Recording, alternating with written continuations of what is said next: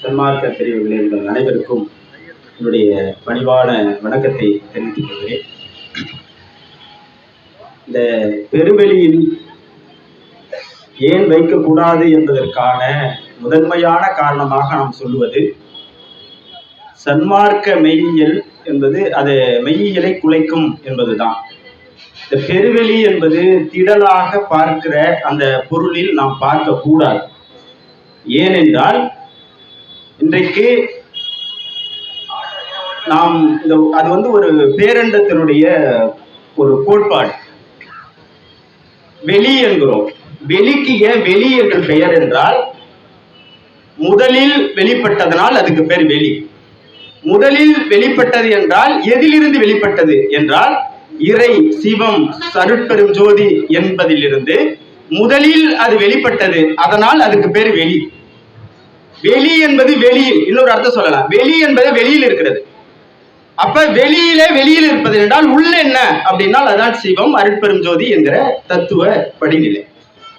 இதை வள்ளல் பெருமானார் குழந்தையாக இருக்க போது தில்லை திருத்தலத்தில் அவர் வழிபட்ட போது தனக்கு இந்த மாயையெல்லாம் விலக்கி நான் வெட்ட வெளியாக இருக்கிறேன் என்று எனக்கு காட்சி கொடுத்தாய் என்று தன்னுடைய திருவருட்பாவிலே பதிவு செய்கிறார். இதிலே முதல் தொடக்கம். ஆனால் அதற்கு பிறகு நீங்கள் அவருடைய வெளி அந்த கோட்பாட்டை படிக்கிற பொழுது நாம் பெரிய ஒரு வியப்பாக இருக்கிறது. நாம் பெருவெளி என்பது எதனால் அதுக்கு பெருவெளி என்றால், பல வெளிகளை உள்ளடக்கி இருப்பதனால் அதற்கு பெயர் பெருவெளி. இன்னைக்கு சான்றோடு நான் சொல்லுகிறேன், உபதேச பகுதி இருக்கிறது, அதே போல திருவருட்பா 6ஆம் திருமுறை இருக்கிறது, அதிலே அகவல் பகுதியில இருக்கிறது. நான் பார்த்த வரையில் அந்த வெளி சம்பந்தமான அந்த ஆய்வை செய்கிற பொழுது வள்ளல் பெருமானார் 37 வெளிகளை சொல்கிறார். நான் சுருக்கமாக அதை மட்டும் சொல்லுகிறேன். பூதவெளி, பகுதி வெளி, வயங்கு வெளி, பவுனவெளி, சிற்பரவெளி, தற்பரவெளி, பெருவெளி, அருளின்ப வெளி, இயற்கை உண்மை வெளி, நாதவெளி, சுத்தவெளி, உயிர்வெளி, கலைவெளி, பரவெளி, பராபரவெளி, பரம்பரவெளி, பெரும் சுகவெளி, உணர்கலைவெளி, சுத்த அலர்வெளி, துலங்குவெளி, துரியவெளி, கரணவெளி, வியல்வெளி, யோகவெளி, மேலைவெளி, அயவெளி, நடுவெளி, உபசாந்த வெளி, பாழ்வெளி என்று வெள்ளொளி கடைசியாக அருட்பேர் உண்மை வெளி என்று சொல்றார். இதெல்லாம் அடங்கி இருப்பதுதான் அதற்கு பேர் பெருவெளி. ஏதோ பெருசா திடல் என்பது இல்லை. எனவே அந்த சித்தாந்தத்தை குலைக்கும். அது அந்த அந்த அந்த அந்த அந்த தத்துவம் என்பதே மிக இதுவரையில் அவருடைய சைவ சித்தாந்தத்தில் இருக்கக்கூடிய மிகச்சிறந்த அறிஞராக இருக்கக்கூடிய மறைமலை அடிகள் அவர்கள் வள்ளல் பெருமானாரை சொல்லுகிற பொழுது சைவ சித்தாந்தத்தில் பேசப்படாத விளக்கப்படாத பகுதியை விளக்கியவர் வள்ளல் பெருமான் என்று தன்னுடைய திருக்குறிப்பிலே எழுதி வைத்திருக்கிறார்.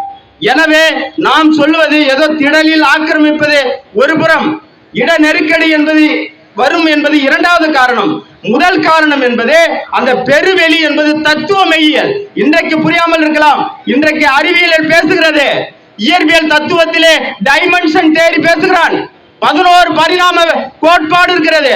நாம் நின்றிருக்கக்கூடிய இந்த பெருவெளி டைமென்ஷன் 3 டைமென்ஷன் சொல்கிறோம். முப்பரிணாம வெளியிலே நாம் இருக்கிறோம். காலத்தை சேர்த்து 4 என்க அறிவியலாளர் ஐன்ஸ்டீன் சொல்கிறார். ஐன்ஸ்டீனுடைய முறைப்படி ஒரே வெளிதான் இருக்கிறது. ஆனால் ஐயா 37 வெளிகளை சொல்கிறார். நான் படித்த வரையில் மட்டும் 37. நான் இன்னும் படிக்காத பல விஷயங்கள் அதில் இருக்கு.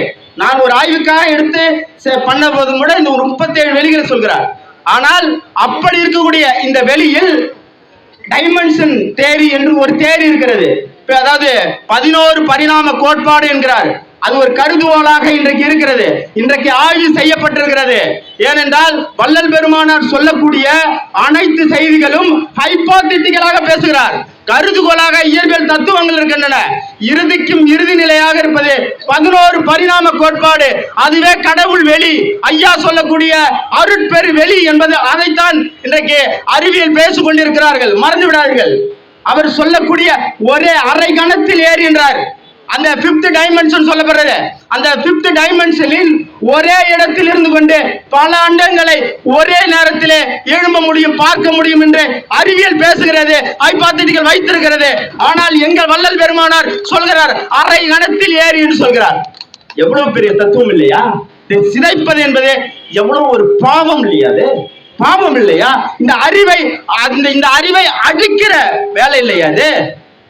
நாம் தொடர்ந்து பேசுகிறோம், ஜனநாயக வழிப்படி, அற வழிப்படி நம்ம தொடர்ந்து பேசிக் கொண்டிருக்கிறோம். பொது அறிவிப்பு பண்ணோம், அமைச்சரை சந்திக்கிறோம், அறநிலையத்துறை அதிகாரியை சந்திக்கிறோம், ஒரு பட்டினி போராட்டத்தை நாங்கள் அறிவித்தோம், அடக்குமுறை வந்தது, அதையும் சகித்துக் கொண்டோம். எல்லாவற்றையும் பேச முடியாது. ஏனென்றால் இங்கே இருக்கக்கூடிய சன்மார்க்க பெரியவர்களை ரொம்ப இழிவு செய்தார்கள். அதை கூட நாங்கள் மன்னித்து வருகிறோம். நமக்கு தேவை எந்த அசிங்கத்தையும் எதையும் நாங்கள் எதிர்கொள்ள தயாராக இருக்கிறோம். எங்களுக்கு பெருவெளியை காக்கப்பட வேண்டும் என்கிற ஒற்றை புள்ளியில் நாங்கள் இருக்கிறோம். ஐயா அவர்கள், பெருவெளி என்பதே இடம் அல்ல, இயக்கம். மறந்து விடாதீர்கள், இயக்கம் இயங்கிக் கொண்டே இருப்பது. இயக்கத்தில் நீங்கள் கை வைத்தால் என்ன நடக்கும் என்பது நான் சொல்லவில்லை, அது உங்களுக்கே நீங்கள் உணர்வீர்கள்.